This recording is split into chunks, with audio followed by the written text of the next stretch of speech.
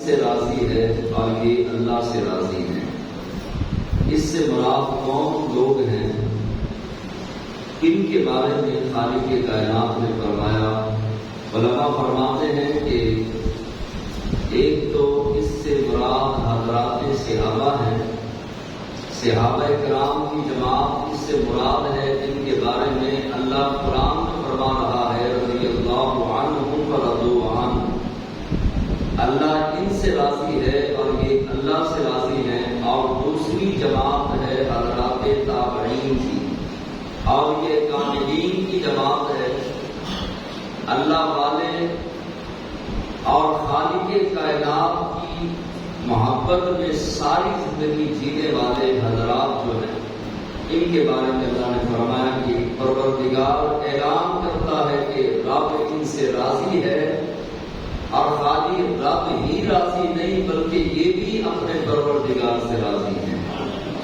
آج کی بنیادی گفتگو کا موضوع حضرت اویس کرنی رضی اللہ تعالیٰ عنہ کی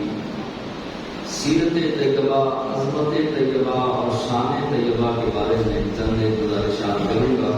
اللہ تبارک و تعالیٰ میری زبان پر کلمۃ الحق درج فرمائے۔ حضرت اویس کرنی رضی اللہ تعالیٰ عنہ آپ یمن کے ایک شہر، ایک علاقے کرم کے رہنے والے تھے۔ قبیلے کا نام مراد تھا اور آپ کا نام اویس تھا، والد گرامی کا نام عامر تھا، اور آپ حضور علیہ السلام کے ظاہری دور پاک کے اندر موجود تھے، یعنی حضور کی حیات طیبہ کے اندر آپ موجود تھے، لیکن ماں کی خدمت کی وجہ سے بارگاہ رسالت مآب صلی اللہ علیہ وسلم میں حاضر نہ ہو سکے۔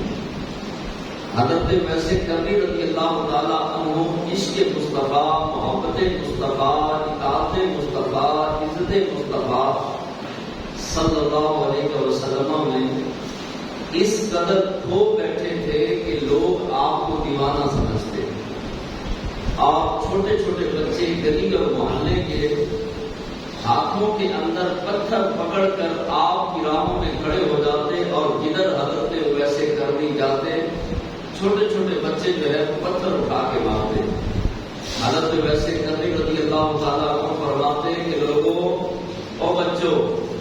مجھے پتھر مارنے ہیں تو بڑے بڑے پتھر نہ مارو، کیونکہ جب تم بڑا پتھر مارتے ہو میرا خون نکلتا ہے،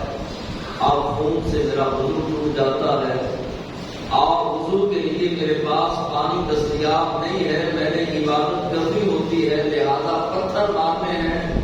تو چھوٹے چھوٹے پتھر اٹھا کے مارو۔ یہ صبر کا پہاڑ، اتنا بڑا مقام، اتنی بڑی عزت، اتنی بڑی شان، اتنا بڑا رتبہ، اور خالق کائنات کی بارگاہ میں یہ وہ ہستی ہیں کہ جن کا تذکرہ مصطفیٰ رحمت نے اپنی کئی مجالس کے اندر، کئی محفلوں کے اندر حضرت اویس کرنی کا ذکر کیا۔ حضور نے فرمایا کہ عمر اور علی دونوں حضرات صحابہ سے مصطفیٰ رحمت صلی اللہ علیہ وسلم نے فرمایا کہ جب تمہیں اویس ملے تو میرا سلام کہنا۔ ساری دنیا حضور علیہ السلام کو سلام پر عرض کرتی ہے، اور حضور اویس کو سلام فرما رہے ہیں۔ ساری کائنات کے گوشے گوشے، کریا کریا، نگر نگر، شجر حجر، اور کائنات کا ٹکڑا ٹکڑا مصطفیٰ رحمت پر درود و سلام پڑھتا ہے اور سلام عرض کرتا ہے، اور حضور صحابہ کی جماعت کے سامنے حضرت اویس کرنی رضی اللہ تعالیٰ عنہ کو حضرت فاروق اعظم اور حیدر کرار شیر خدا علی المرتضیٰ رضی اللہ تعالیٰ عنہ کے ذریعے سے سلام فرما رہے ہیں۔ اور پھر خالی سلام نہیں فرمایا، بلکہ فرمایا کہ جب تمہاری ملاقات اویس کے ساتھ ہو تو سلام بھی کہنا،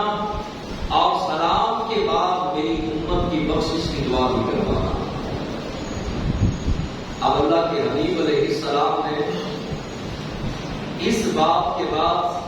اس بات کا اعلان کر دیا کہ جو محبت مصطفیٰ کے اندر رہتا ہے، جو ہر وقت عشق نبی کے اندر رہتا ہے،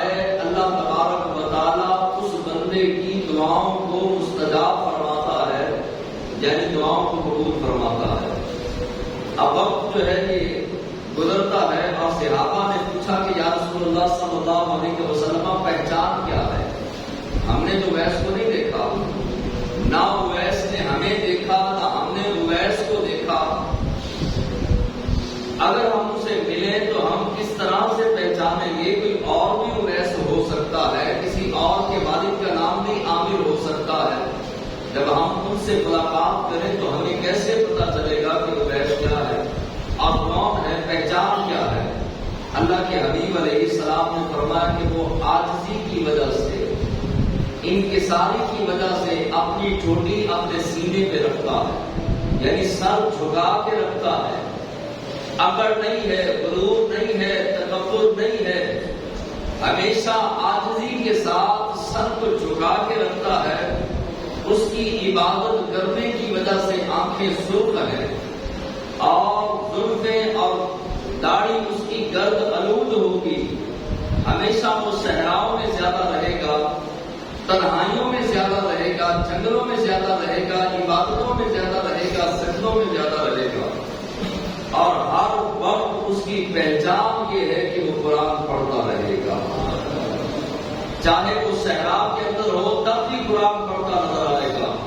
جنگلات کے اندر ہو تو تب بھی وہ قرآن پڑھتا نظر آئے گا، ہر لمحہ، ہر وقت، ہر آن، ہر گھڑی اس کو قرآن سے اتنی محبت ہے کہ چلتے پھرتے، سواری پر بیٹھے اترتے، ہمیشہ وہ قرآن کی تلاوت کا معمول رکھتا ہے۔ اور ایک نشانی اور ہے، اس کے ہاتھ پر ایک سفید داغ ہے، دیکھ لینا جس کے ہاتھ پر سفید داغ ہو اور یہ نشانیاں پائی جائیں وہی میرا اویس ہے۔ یہ حضور علیہ السلام نے فرماتے ہوئے حضور نے سینے پہ ہاتھ رکھا، فرمایا کہ وہی میرا اویس ہے۔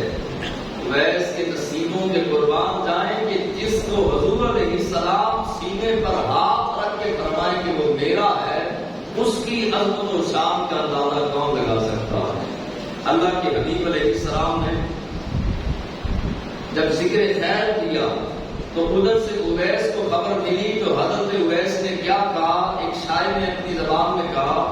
کہ مجھ سے میرا ذکر اچھا جو ان کی محفل میں ہوا، مجھ سے میرا ذکر اچھا جو ان کی محفل میں ہوا، جس کا ذکر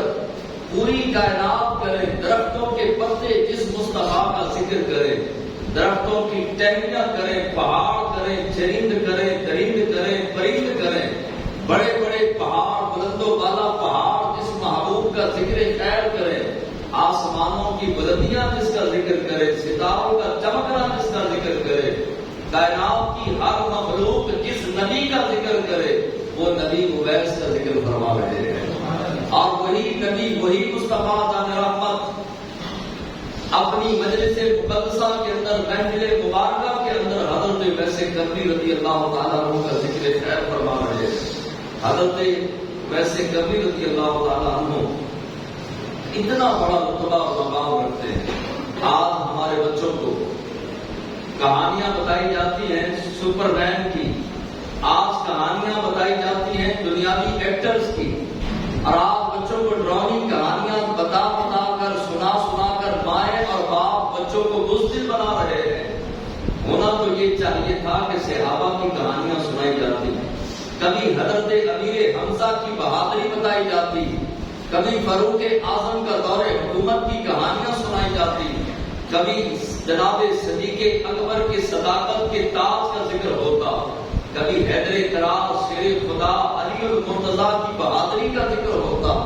کبھی بلال حبشی کے عشق کی کہانی بچوں کو بتائی جاتی، کبھی غوث اعظم شیخ عبد القادر جیلانی کی سچائی کا واقعہ سنایا جاتا، کبھی اویس کرنی رضی اللہ تعالیٰ عنہ کا محبت رسول، عشق رسول کے اندر ساری زندگی گزارنے کا واقعہ بتایا ہوتا۔ ماں باپ کو خود نہیں پتا اولاد کو کیا بتانا ہے، لہذا اپنے اسلاف، اپنے بزرگوں، اپنے بڑوں کے واقعات جب مردوں کو پتا ہوگا، مرد بیویوں کو بتائیں گے، اور بیویاں اپنے بچوں کو گود میں لٹا کر جب صحابہ کی شان اور عظمت بتائیں گے اور واقعات سنائیں گے، تو پھر جو ہے وہ پپو ڈپو پیدا نہیں ہوں گے، پھر خالد ابن ولید کے غلام پیدا ہوں گے۔ پھر محمد بن قاسم کے جانشین جوان ہو کر یہی اولاد، یہی ہمارے بچے بڑے ہو کر محمد بن قاسم کے نقش قدم پہ چلیں گے۔ ایک بچے نے کہا کہ ایک ماں نے بچے سے پوچھا کہ بیٹے تو نے بڑے ہو کے کیا بننا ہے؟ بیٹے نے کہا کہ میں نور الدین زنگی بنوں گا۔ اس نے یہ نہیں کہا کہ میں فلم ایکٹر بنوں گا یا میں جو ہے وہ فلاں کرکٹر بنوں گا، بلکہ کہا میں نور الدین زنگی بنوں گا۔ باپ بھی پاس بیٹھا تھا، باپ نے کہا ادھر میرے پاس آ کے مجھے بتا تو صحیح کہ یہ نور الدین زنگی کیوں بنے گا؟ ڈاکٹر بننا چاہیے، انجینئر بننا چاہیے، تجھے کہنا چاہیے تھا میں ڈاکٹر بنوں گا، انجینئر بنوں گا، پائلٹ بنوں گا، فوجی بنوں گا، پولیس مین بنوں گا، تو کہتا ہے نور الدین زنگی بنوں گا۔ کہا ہر رات میری ماں مجھے نور الدین زنگی کا واقعہ سناتی ہے کہ نور الدین زنگی کو خواب کے اندر حضور تشریف لائے اور کہا کہ دو کافر میرا دل دکھا رہے ہیں اور سرنگ بنا رہے ہیں میرے بازار کی طرف۔ نور الدین زنگی رات کے پچھلے پہر اٹھتا ہے، دوڑتا ہے اور راتوں رات سفر شروع کرتا ہے، اور کئی دن کا سفر جو ہے وہ جلدی طے کر کے مدینہ المنورہ پہنچتا ہے۔ ان دونوں موذیوں کو، کافروں کو، یہودیوں کو واصل جہنم کرتا ہے، اور مدینے کی گلیوں میں دیوانہ وار روتے ہوئے عرض کرتا ہے یا رسول اللہ میں کہاں، آپ کہاں؟ آپ نے اس کام کے لیے انتخاب میرا کیا، میں صدقے یا رسول اللہ آپ کے قربان کے آپ نے انتخاب کیا تو میرا کیا۔ یہ ماں کہانی سنا رہی ہے بیٹے کو، وہی بیٹا کہتا ہے کہ میں نے بڑے ہو کر نور الدین زنگی بننا ہے۔ باپ نے کہا کیوں بننا ہے؟ کہا اگر میں نور الدین زنگی بنوں گا تو حضور میرے سامنے آئے۔